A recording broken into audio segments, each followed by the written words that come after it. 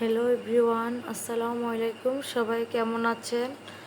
আশা করি সবাই ভালো আছেন। আল্লাহর অশেষ রহমতে আমরাও ভালো আছি। আজকে সকালবেলাটা আপনাদের সাথে শেয়ার করলাম প্রত্যেকদিন কিভাবে মেয়েকে ঘুম থেকে তুলি, কীভাবে নাস্তা খাওয়াই, তারপরে স্কুলে নিয়ে যাই। এই যে দেখছেন, ও একদমই উঠতে চায় না। প্রত্যেকদিন অনেক কষ্ট করে জোর করে ঘুম থেকে উঠাই। আর এখন এই যে নাস্তা নিয়ে বসে গেলাম। আমার শ্বশুর বাজার থেকে নাস্তা এনেছে, এখন নাস্তা খেয়ে নিচ্ছি। নাস্তা খাওয়ার পর চলে আসলাম রান্না করার জন্য।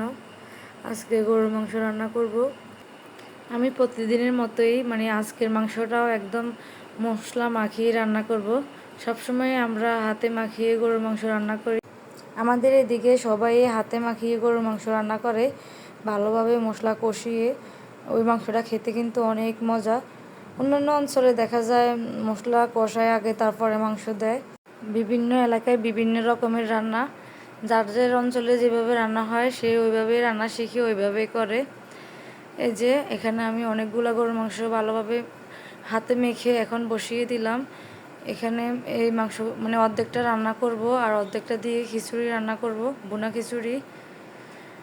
মাংস বসানোর পর এদিকে আবার চিংড়ি মাছ ধুয়ে নিচ্ছি। চিংড়ি মাছ দিয়ে লাউ দিয়ে রান্না করব। আর অন্যদিকে এই যে গরুর মাংসের সাথে যে আলুটা দিব ওটাও কেটে রেখেছি।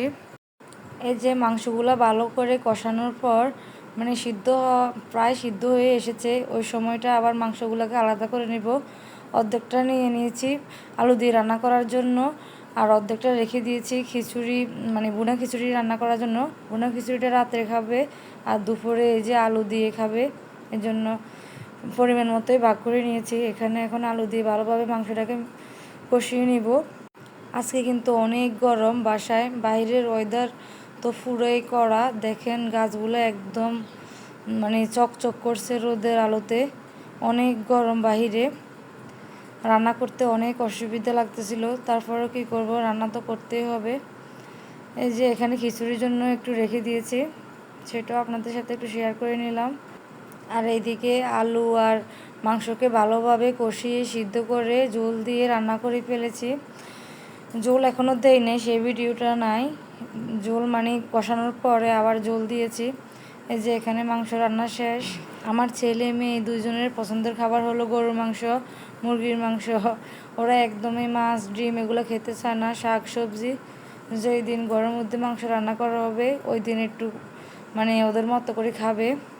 এই যে মাংস রান্না শেষ করে এখন আবার চিংড়ি মাছ দিয়ে লাউ রান্না করব। চিংড়ি মাছটাকে মশলা দিয়ে ভালোভাবে কষিয়ে নিলাম।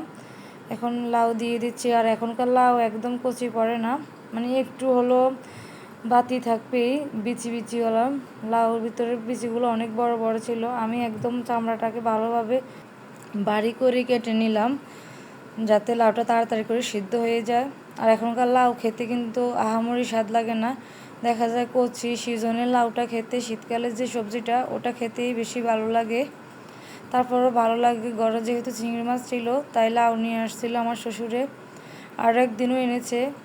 আমার শ্বশুর শাশুড়ির এই যে ছোটো চিংড়ি মাছের তরকারি অনেক পছন্দ। লাউ, মিষ্টি কুমড়া, কচু এগুলো ওনারা অনেক পছন্দ করে ছোটো চিংড়ি মাছ দিয়ে রান্না করলে। যখনই ঘরে ছোটো চিংড়ি থাকে, মিষ্টি কুমড়া, লাউ এগুলো নিয়ে আসে। আসলে এগুলো দিয়ে ছোটো চিংড়ি মাছ দিয়ে লাউ, মিষ্টি কুমড়া এগুলো খেতেও কিন্তু অনেক ভালো লাগে। যেহেতু আনসিজনের লাউ অত বেশি ভালো লাগে নাই। এই যে লাউ রান্না শেষ করে এখন ধনিয়া পাতা দিয়ে দিলাম। এদিকে রান্না বান্না শেষ করে আবার দুপুরে ফ্রেশ হয়ে যায়। আর আমার হাজব্যান্ড কী করে, আমার ছেলে মেয়েকে নিয়ে উনিও ফ্রেশ হয়ে নামাজ পড়ে। এই যে ওদেরকে নিয়ে এখন প্রত্যেক দিন উনি নামাজে বসে, ওদেরকে নামাজ শিখাচ্ছে। প্রত্যেক দিন জোহরের নামাজ পড়ে ওরা ওদের বাবার সাথে। আমার এই জিনিসটা দেখে এখন খুবই ভালো লাগে। ওরা আগে বসতেই চাইতো না, ইদানিং ওদের বাবা শিখিয়ে দিয়েছে প্রত্যেক দিন নামাজ পড়তে হবে, তাহলে আল্লাহ গুনাহ দিবে। ওরা এখন মনোযোগ দিয়ে নামাজ পড়ে, প্রত্যেক দিন বসে। এই যে এদিকে আবার শাশুড়ি আমার ছাদ থেকে অনেকগুলো কাপড় নিয়ে এসেছে। দুপুরবেলায় আমি আর আমার যা মিলে এগুলো বাইস করে নিলাম। আর অন্যদিকে তো গরমের কোনো তুলনা নেই, অনেক গরম ছিল আজকে। এই যে এদিকে আবার খিচুড়ি রান্না করতে চলে আসলাম। বিকেলে রাতের জন্য খিচুড়ি রান্না করতেছি গরুর মাংস দিয়ে। আর আমার শাশুড়ি প্রত্যেক সোমবারে রোজা রাখে, ওনার রোজা উপলক্ষে আবার ইফতার আনা হলো। বাসার মধ্যে ফল ছিল, ইফতার ছিল। এদিকে আমি খিচুড়ি রান্না করে নিচ্ছি। মাংস তো আগেই রান্না করা ছিল, এখন ভালোভাবে চাল দিয়ে ভেজে নিচ্ছি। আগে আমি তেলের পরিমাণ, মশলার পরিমাণ ওইভাবেই দিয়েছি, যেহেতু বোনা খিচুড়ি খাবো, একটু মিডিয়াম আছে জাল জাল করে রান্না করলাম। আর আমার ছেলে মেয়েও এই খিচুড়িটা অনেক মজা করে খেয়েছে। এই যে এখানে আবার আমি খিচুড়ির পরিমাণ মতো পানি দিয়ে দিলাম। পানি দিয়ে ভালোভাবে নেড়ে ছেড়ে আবার ঢাকনা দিয়ে রেখে দিলাম। আমরা কিন্তু সবসময় বিকেলবেলা রান্না করি না। আজকে যেহেতু আজকে রান্না করতেছি, মনে হয়েছে যে মানে রোজা রোজা ফিল পাইছি। অনেক দিন পর বিকেলবেলা রান্না করতেছি। সবসময় রমজান মাসে বিকেলবেলা রান্না করা হয়, আর রাতের খাবার রান্না করতে হলে রাতেই রান্না করি। এই যে খিচুড়িতে ঘি, আলু বোখারা, তারপরে কাঁচামরিচ সব কিছু দিয়ে আবার ডেকে রাখছিলাম কতক্ষণ। তারপর এখন পারফেক্টভাবে হয়ে যাওয়ার পরে এখন আবার আপনাদের সাথে একটু শেয়ার করে নিচ্ছি।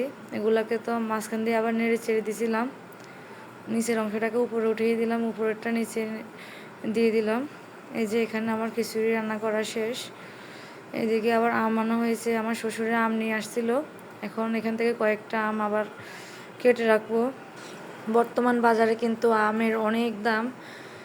তারপরও আমাদের মানে আমার ছেলে মেয়ের অনেক পছন্দ, ঘরের সবাই মোটামুটি আম পছন্দ করে। আম, কলা এগুলো রেগুলারই আমাদের বাসায় থাকে। এই তো এখান থেকে কয়েকটা আম নিয়ে নিয়েছি।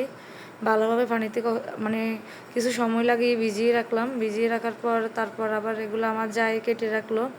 এই যে এদিকে আমার শাশুড়ির জন্য ফল কেটে নিচ্ছে ইফতারের জন্য। আর ও সবগুলো মানে একসাথে কেটে নিয়েছে।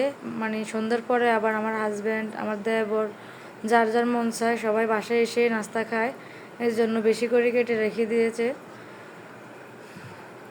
সব কিছু এখন গুছিয়ে নিচ্ছি। আর এখন মানে ভাজা পোড়া আনছিল আমার শ্বশুরে, এগুলো দিয়ে ইফতার করা হবে। এই যে শসা, টমেটো, সালাদ এগুলো কেটে নিয়েছে।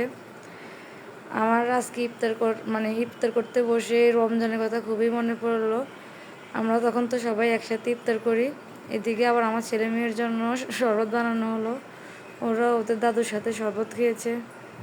এই যে বাসার মধ্যে এত রকমের খাবারের আয়োজন করছি, ওরা তো কিছুই খায় না। ওরা আবার ওদের দাদাভাইকে বলছিল ওদের জন্য ফুচকা পাঠানোর জন্য। এদিকে ওদের দাদাভাই ওদের জন্য ফুচকা পাঠালো, একদম রেডি করে নিয়ে এসেছে। ফুচকাটাও খেতে কিন্তু অনেক মজা হয়েছে। এদিকে আমার হাজব্যান্ডের 3টে ইলিশ মাছ এনেছে।